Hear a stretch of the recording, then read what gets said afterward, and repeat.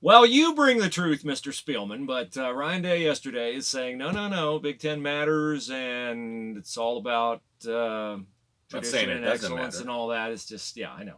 He's got to say that, right? Sure, he does, yeah. And we were chatting about the Big Ten championship in the context of should you play Justin Fields in this game? And Ryan Day, I asked him yesterday, I said, did you give it any thought at all? And he didn't say they didn't give it any thought, but he said he'll play 60 minutes. If he didn't even say if he's healthy, he said he'll play 60 minutes. So I guess he's counting on a closer game than 38 to 7. Than you are. I'm with Ryan. Close game. You think so? 2 touchdown game. 2 touchdowns. Well, this brings up an interesting way to get into the Wednesday edition of the Spielman and Hooley We Tackle Life podcast. I do not believe there's any way, shape, or form that this game, the rematch, is an advantage for Wisconsin. But I believe it's possible that the rematch can be more of an advantage for one team versus another team. Advantageous for one team to play a rematch versus advantageous for the other team to play a rematch. And I do believe it's more advantageous in terms of game planning for Wisconsin to play the rematch because they know what they tried to do in their normal, this is how we like to win way, and it didn't work the first time. Ohio State, everything they tried pretty much in the second half at least worked. So I don't know why Ohio State would go into this game thinking they have to do anything different. That's one way to look at it. The wrong way. Yes, thank you. Please now tell us the right way, please. I think it's advantageous for Ohio State for one reason and one reason only, because they have so many different ways to hurt you. And if you think that Ryan Day is going to sit back and not make adjustments or add wrinkles to this game, and this can come from his previous experience of playing the same team twice and how to adjust to playing the same team twice, so he knows how to do that. And with the amount of players and how many different ways that Ohio State can hurt you, I think it's an advantage. Ohio State. Wisconsin is what they are. They have a pretty good wide receiver, a good running back, and a pretty good quarterback. Ohio State has a great quarterback, a great running back, and great wide receivers. Ohio State has defensive backs that can match up with, give me the guy's name, Cephas or... Quintez Cephas. Cephas, yeah. Who's a good player. He's a good player. But, that's the problem that the rest of the Big Ten has with Ohio State is that Ohio State can match up athletically on defense against your best skilled players on offense. And by the way, let's take away Chris Olave. Okay, well, then we'll throw it to KJ Hill in a one-on-one matchup, or Austin Mack in a one-on-one matchup, or Garrett Wilson in a one-on-one matchup. And by the way, let's start working the tight ends over the middle. If that's not working, we'll go ahead and check it down to J.K. Dobbins if we want. Yeah. So, it is what it is. And you were the one that really got me thinking about this, that the Big Ten isn't a bad conference whatsoever. It's probably, I still say it would be second to the SEC overall. I would say so, yeah. But Ohio State is so superior to the Big Ten, and I got in a conversation with Michigan fans, and it spurned from our podcast the other day. Were they telling you how much they appreciate your efforts to help them get better? No, they don't like my advice. What? They don't want my sympathy. I saw one guy say, "We don't need your sympathy." Not giving it. You said I'm not giving sympathy. Trying to help you. Oh man. And one of the things was, well, a lot of the best players that contributed in that game aren't from Ohio. Justin Fields, J.K. Dobbins, Chase Young from Maryland, J.K. From Texas, and Justin Fields from Georgia. Yeah, but look at the whole roster, and the offensive line is pretty good. The defensive line as a whole is pretty good. The secondary as a whole is pretty good. And we're not talking about Ohio State. What Ohio State's doing in the recruiting wars is working. What Michigan is doing in the recruiting wars is not working, relatively speaking, to Ohio State. Correct. It is working versus Minnesota, not Wisconsin. I take that back. Indiana, Illinois, and whoever else they're playing. If you want to be fourth in the Big Ten, keep doing what you're doing. Yeah, just keep doing it. Just stay with it. Yeah. Just stay with it, because you got it going on. If it doesn't bother you, then okay, great. But you know what? It bothers me, because I'd like for the rivalry to actually be a rivalry. Otherwise, I'm for putting you in October and moving Penn State to the last weekend of the regular season, because they give Ohio State a better game. There's more intrigue. Let's just focus on the Penn State game. I just go back to that 2002 game, right? How great was that? It's a great game. Will Allen breaks up the pass. Great game. And then how about 2006? 1 and 2. That's what. Which one did Will Allen break up the pass? 2002. Yeah, it's just. I mean, those are. I miss those days. I do. I mean, I like Ohio State's dominance. Don't get me wrong. I enjoy it, and the misery of the Michigan fan. That's a little bit enjoyable. I'm not gonna lie. Yeah. But it feels at some point we get into almost animal cruelty areas here, where we just keep. I mean, I'm watching the Ohio State fans at the end of that game, and I'm thinking, are you really that thrilled with what you're seeing? Are you just thrilled with the general idea? Or are you just thrilled with, I should be thrilled, so I'm going to act thrilled? Because this sure didn't surprise me what I saw. I said it was coming all season. I said it was coming. Like, I didn't say it was coming that week. I said it was coming after the Wisconsin-Michigan game. Hey, they're going to get... Remember I said, yes. I think Harbaugh, if he could give him an out, if he could get mono that week so he didn't have to stand there on the sidelines and watch Ohio State go up and down, would say, yeah, I'll take the mono. I mean, I'm proposing that in October because it was obvious what was going to happen the last Saturday in November. You've been on that. But I want to go back to what Justin Fields said in his press conference, where maybe Ohio State cares more. Maybe the players care more. Maybe the fans care more. I think there's some truth to that. Could you imagine, Bruce, if we're in Columbus and Ohio Stadium, the only thing left is a sea of maize and blue at the end of the game? No, it'd be horrible. Could you ever see that happening in Columbus? Well, Ohio? I mean, I can see it happening because, all my brain cells aren't deactivated, and I have seen it happening. I saw it happen in 1996. I saw it happen in 1992. I saw it, happen in 2000. Really? Yeah. But do you think, we still... Been a while. It's way back there, tucked in the back. Like, oh, here it is. I took the lid off. There it is. I thought I buried that. The rivalry for Ohio State never wavered. I think the rivalry at times, and I don't know if this is on Rich Rod. I think Brady tried to reignite the rivalry, Brady Hoke, but I don't know how important it is to them. I mean, they say it's important, but saying it and doing it are two different things. Yes. Were you looking at my T-shirt? Yeah, I am looking at your T-shirt, but don't say anything about your T-shirt because I got something I want to. Why, you want to try to sell it, or? No, I think I know where you got it, and I'm trying to find out. I didn't get it from there. I got it from somebody. Well, you got it from somebody. Yes. You know the guy who I got it from. I know. That's why I'm trying to find it on the web, so I'm trying to give people a little tip to it. Okay. All right. We are in violation of a very, very important journalistic standard of burying the lead. Here, 6 minutes and 50-some seconds, or 8 minutes in. Ohio State is number 1 in the college football playoff rankings released last night, but that's not really the breaking news. What's really the breaking news, folks, is that I can tell you right now, Ohio State, after they beat Wisconsin in the Big Ten championship game, is going to remain number 1. If you're sitting there going, yeah, but LSU plays Georgia, and Georgia's 4, and nope. Ohio State is going to stay number 1. And I can give you reasons for why they're going to stay number 1. But Mr. Spielman, do you agree with me? No, I'll hear your reasons. Okay. I'll give you the only reason that I have, and I think it's the most important reason, and clear and obvious answer. My first tip that they were going to stay number 1 is the fact that Wisconsin moved from 12 to 8. Big jump. Off a win over Minnesota. Now, it was a convincing win, and it was at Minnesota. But Wisconsin is the highest-ranked 2-loss team. Okay, so that tells you they want to give Ohio State's win over Wisconsin this coming Saturday close to as much weight as LSU's win over Georgia, which is 4. That's my first tip-off, but I have others. Keep rowing the boat. Go ahead. Cincinnati lost at Memphis and dropped 1 spot. 1. Is there a rematch? There is a rematch for that one. It's at Memphis again this week. Cincinnati dropped 1 spot, losing at Memphis. I mean, Memphis is good, but typically if you lose to Memphis, you're going to drop more than that. Well, Cincinnati didn't have its quarterback playing, if I'm not mistaken. True. Penn State is 10th. Minnesota dropped 10 spots. Row your boat. 10!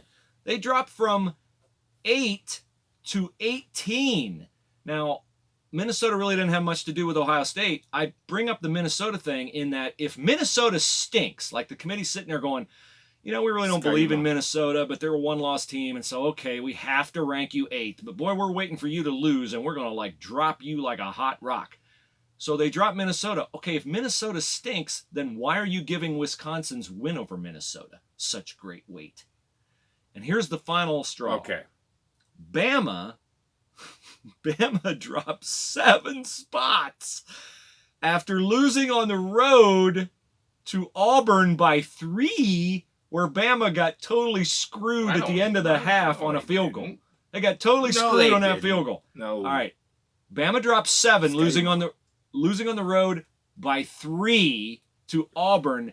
Michigan drops 1 spot, losing by 29 at home to Ohio State. And they clearly want to inflate Michigan. They clearly want to inflate Wisconsin. They clearly want to do that. And again, don't hear me say that Ohio State doesn't deserve to be number 1. I'm telling you why Ohio State is going to be number 1. Are you a conspiracy and how theorist? they're going to justify it Sunday. Because LSU is going to say, what do you mean? We got wins over 4 Georgia, 9 Florida, 11 Auburn, 12 Alabama. Ohio State's got 1 win over a top 12 team. How are they better? And they go, well, Wisconsin was 8 when they beat them, and Michigan still is 13 or 14. That's what they're going to say. So you don't have to worry. This is a public service announcement. You don't have to worry about Ohio State dropping to 2 if LSU beats Georgia, because Ohio State is not going to drop to 2, and the other teams in the rankings last night, where they fell, how much some climbed, it's nonsensical, except the only conceivable explanation you can throw a blanket over the entire bunch is they think Ohio State's better off their eye test. They're afraid to say that, and so they want to give some statistical support to Ohio State being number 1. Row your boat, Skyuma. I can't say it enough. That's why I kept interjecting. Every time I hear Minnesota, those words flash in my brain. Oh, it's synonymous with Minnesota. I'm going to Minnesota this week, by the way, for the Lions and Vikings. Minnesota, row your boat, Skyuma. Here's the thing. Maybe you should get PJ Fleck to go talk to Kirk Cousins before his next nationally televised road game. It wasn't Kirk Cousins' fault. He actually tried to guard somebody, and you might be okay. Here's the thing, Bruce. I really admire your insight in your conspiracy theory on that, and you actually hit on the only reason why they're number 1.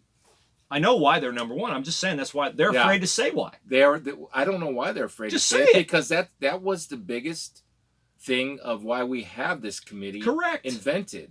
Everybody wanted a human element, the eyeball test. Everybody wanted it. Well, now you have it, and it's clear that Ohio State is the most talented team in the country. That doesn't mean they're going to win the game, but if you're going to put weight on the eyeball test, then of course they're number 1. Yeah, and the just story. Say, we watch them. They're dominant. Now, he did say it like 2 weeks ago. When Ohio State went back over LSU, he said, we just watch them, and they're so dominant. And I love that they were owning the eyeball test. Basically, guys, we're here to bring some logic, to bring some assessment, to bring some analysis to the project.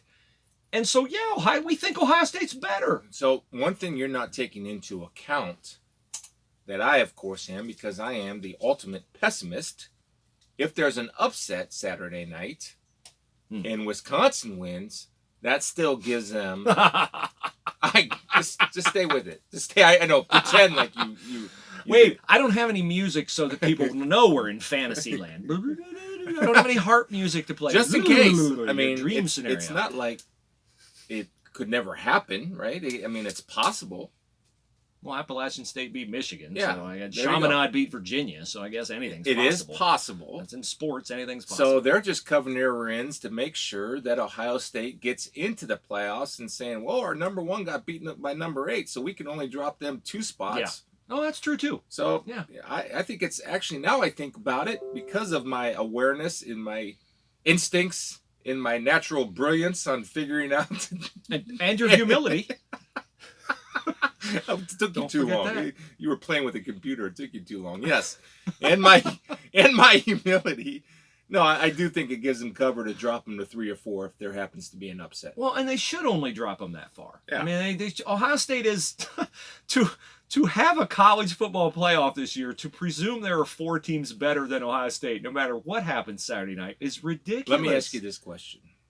I think the reason why you play Justin Fields is because you're playing for the 1 seed, because I think whoever that 4 team is, the 4 seed, would it be Baylor, Utah, Oklahoma? I don't know who else. Chamberlain College of Nursing. Whoever that they're also right there with Baylor, Oklahoma, and Utah. Whoever that 4th team is, that's important. I think you want to play them rather than LSU or Clemson, correct? We're in agreement with that. Yeah, I mean, I'd rather. And so that's why you play Justin Fields. Now, the interesting thing is, and you play him hopefully, and I just read today where Justin's going to wear that offensive lineman protection where it gives him going by the big clunky knee brace. Well, yeah, and he still can be very effective as a runner because he's superior athletically. He scrambled away from pressure 5 minutes after he got hurt in that knee brace and threw a 30-yard perfectly lofted touchdown pass to Garrett. Yeah, I think he'll be fine on that. What if it was the NFL? Do you think he'd be playing? Well, if it were the NFL and they were 12, they had a playoff spot. They locked up. No, yeah. I don't think he would. Okay. No. Even if it's for a better matchup. I think if it was for what about a home field playoff game? I think that's the difference to me. I mean, I've been looking. Yeah, that's the difference. Yeah. My mindset is all NFL right now, and as we're widening down into the playoffs, and it's all about positioning. That's my mindset. Look, I think you look at, or if he's not 100% healthy, or is there a chance that he can injure it and he wouldn't be available for the playoffs? What's the percentages? One thing I do believe strongly, I believe in analytics, but strongly believe in analytics is from doctors. What's the percentages or chances of him hurting it more? And does this knee brace protect him?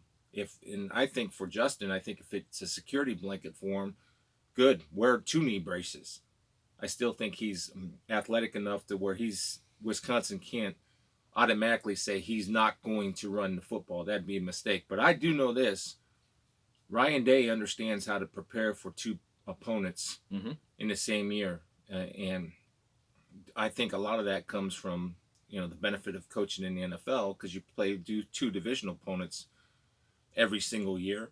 And so he's not going to stay the same. We are going to see something different. And that's a problem for Jim Leonard in that Wisconsin defense.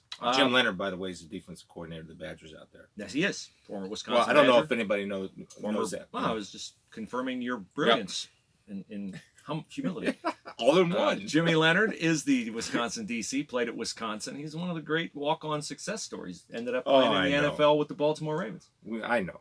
He could dunk a basketball. Here's how you know Ohio State is an elite football program. We don't have any great walk-on success stories. I was just going to ask you that. We have Zippo. Who is the best walk-on? Nate Ebner, I guess. He's the one that comes to mind football. now. He's got Super Bowl rings with the Patriots. But he didn't start. But you got at Florida, you got tons of them. At Nebraska, you got tons of them. At Michigan, you got poor Jordan Glasgow out there chasing Ohio State receivers around all over the field. We don't have them because you need them when you whiff in recruiting or you don't have great talent. I guarantee you Urban's not had any great walk-on. Destroyed by Michigan folks when was it Rich Rod? When Melvin Gordon, I think, ran for 300 some yards. Yeah. And I believe I was working with Dave Pash at the time, asked me what the problem is. Well, when your best player is a walk-on, that's the problem. And the best player was a safety from Ohio named Kovacs, I think his last name was. Do you remember the safety? Jordan Kovacs? That's the name that sticks in my head. Yeah, I think it was a good player. Yeah. But your best players are walk-ons, forget about it. Yeah. Do we have a really good I'm sure we do. Somebody will email the show, Spielman and Hooley. I need to know podcast who's the best walk-on in Ohio State football history. Best walk-on in Ohio State history. I'm trying to think. Was Brian Stabline a walk-on? Was Matt France walk-on at one time? I don't know. That's really says a lot about the greatness of Ohio State. Yeah, it does. I mean, and recruiting where they don't miss. They don't miss. No, they don't. They don't miss enough for Michigan, at least. Saturday night, 8 o'clock, Indianapolis. The Ohio State ticket allotment is gone, but I'm sure if you call the Wisconsin ticket office, they'll have many turned back in. As probably have that. Well, they'll probably have lots of Bucky the Badger fans who were there 2014, 2016 who were like, It'll be different. Seen this movie before. I don't really want to see the second sequel to it. So if you're not going, you could still tailgate. And if you want to do it right, you'll do it with Stover Farms Custom Meats, steaks. They have delicious chicken, turkey. Order your Christmas turkeys now, because if you don't order them, you can't just go in and pick them up. Because Stover pre-orders the turkeys from their supplier, who grows turkeys in the same fashion that Stover does. It's certified Angus beef. No hormone, non-GMO. It's just fantastic. I had a buddy who got a turkey for Christmas or for Thanksgiving, and he's like, wow, this turkey is amazing. Their steaks are amazing. And Spielman and Hooley listeners have a BOGO, a buy one, get one, which a BOGO is a what, Spiels? What's the word for a BOGO? The word for BOGO? Yeah, a BOGO, a BOGO for buy one, get one is called what? If you were paying attention. Because I forgot it. You an knew acronym, it. Would it not be, Bruce? Thank you, an acronym. Spiels breaking out the big words over here. Just... a BOGO. You get Tell so him upset. I'm here because Spiels schooled Bruce on what an acronym is. You get so upset. And when I'd that like happens. a free pound of hamburger, please. Yes, you get a free pound of hamburger with every pound you buy, and that takes it well under market at Kroger, and you get the best beef out there. Stover Farms Custom Meats. Where is it? 4000 Presidential Parkway in Powell. You can find them online, stoverfarmscustommeats.com. All right, we talked about the eye test, and we are fans of the eye test. Yes, we are. If you're going to have a committee, even though, sometimes they look like stooges and they look like they're stacking the deck, which they clearly are here in Ohio State's favor, so it's just fine with us. Would you want them to put a 2-loss team in ahead of a 1-loss team? My argument on the eye test is, great, that's what you're there for. Apply the eye test. But don't just apply the eye test on 1 and 2. Apply the eye test in the most important spot, 4 and 5. The most important decision they have to make, you would agree with me, is 4-5, I just not don't 1-2. think there's a difference between 4 and 5. You don't think there's a difference between Georgia with 2 losses and Baylor with 1? No, not unless they played. Boy, I think you have to look at that. Why don't you just go work for Paul Feinbaum and the SEC network then, if you think I don't want to move to Charlotte. I like it here. No, I don't. I don't think 4 and 5 deserve the eyeball test. Wait a minute. When Ohio State was 5, did you want them to make an eyeball test between? I have been on record as last year as a college football fraud committee. Yes, and so you're making my point. No, I'm not. When Ohio State was 5, you were like, they're clearly better. Was that better. based on what? If you remember what my argument was. Wasn't the eye test. It was conference champions. Okay. Which I was told meant something. Yeah. When Ohio State didn't win the conference championship but got in over Penn State, where did you stand on that? They beat Penn State? No, Penn State beat them 24-21. But Penn State had a second loss, and Ohio State had only the 1 loss. Yeah. Well, yeah, because Ohio State only had 1 loss. 1 loss trumps 2 losses. Yes, of course it does. It fits my agenda, sir. So, okay. Yes, you're correct. Again. Well, just for the record, if you couldn't tell, I think they should put in the 4 best teams. That's what I thought their mission was. To me, Georgia is clearly better than Utah, or Alabama's better than Utah. I'm not sure about that. Yeah. And the other part, there will always be this subjective judgment. Always, always, always. Ohio State will get much more mileage out of its win at home over Cincinnati than LSU will get mileage out of its win on the road at Texas. But if you could have your Buckeye fandom surgically removed, and I gave you the choice of playing a non-conference game at home against Cincinnati or on the road at Texas, every Buckeye fan would pick Cincinnati at home over on the road at Texas. Although Texas, finished 7-5. Hey, get to that J.K. Dobbins thing, because I have a statement I want to make. J.K. Dobbins is moving up the Ohio State rushing charts. Mm-hmm. He will not get to Archie Griffin. He may have already overtaken. What if has he got another year left? He's got another year left, but I don't think he's going to leave it. J.K. He'll be one of the top advice. 2 backs taken. Thanks in the for draft. his service. Good luck in the NFL. And K.J. Hill is, I think, 4 catches away from becoming the all-time leading catch receiver in Ohio State history, passing David Boston. Amazing career achievements, of course. How should we view that? As K.J. Hill, I would say, is not even close to being one of the top 5 receivers in Ohio State history. And at this point in time, I would give J.K. Dobbins more consideration as a top 5 back in Ohio State history. But I don't know if I'd put him as a top 5 back in Ohio State history. I would. After this Archie, year, I've done a complete 180 on J.K. Dobbins. He sold me. Before I would have just dismissed it out of hand. Now I would say, yeah, I got to consider that. But he'd be closer to 5 than he would be to 1 for me. Archie, Eddie, Zeke. He's not touching any of those. But this, I mean, and already passed 2 of those guys already. I don't think you're diminishing the greatness and production of J.K. Dobbins. J.K. Dobbins is it's just a personal taste thing. Oh, please don't let me pass up an opportunity to comment on Joel Klatt and Gus Johnson, your colleagues at Fox. But they said something Saturday. J.K. Dobbins has been overlooked this season. La, la, la, la, la, la. Well, if J.K. Dobbins has been overlooked this season, fellas, it's nobody's fault other than yours. Because every single Ohio State game, every time Chase Young comes on the field, you say, oh, it's Chase Young, here comes a sack. But every time J.K. Dobbins is on the field, you don't rave about J.K. Dobbins. Now, occasionally Gus will say J.K. all day. But if J.K. Dobbins is overlooked, it's because you guys have done more Ohio State games than anybody and haven't put him out there like you should have. Because against the best teams Ohio State has played, Wisconsin, Penn State, Michigan, and Michigan State, J.K. Dobbins has been better than he's been against other teams. He's averaged 175 yards per game on the ground. He has scored in those games, in 4 games, 9 touchdowns. He's the engine that makes Ohio State work. He isn't. It's him. Justin Fields, but J.K. Dobbins is also right there with him. You still have your Heisman vote? Yes, I still have my Heisman vote. So do I. I voted. Well, you're not allowed to say who you voted for. I'm not allowed to give my final. You're not allowed to give your order. I shouldn't let you give. Can I give my finals? Why don't you give? I'll give 5. No, okay, give 5. That's what I wanted you to do, was 4. not narrow it down, because Can I could get in a lot of trouble if a guy I'm doing a podcast with and could tackle before he gives his vote gave his vote on. Can I give 4? You can give 4. Okay, but not in any order. Okay, not in any order. Yes. I'm going to start with J.K. Dobbins. Mm-hmm. I'm going to say Chase Young. Mm-hmm. I'm going to say Joe Burrow. Mm-hmm. Then I'm going to also add in Tua Tagovailoa. Okay. And what about Justin Fields? And Justin Fields. Okay, so now, out of that 5, 3 of them will be on your ballot. Are on my ballot. Yes. Is that fair? Or is that not? Yeah, I'll concur with that. 3 of those 5 will be on my ballot.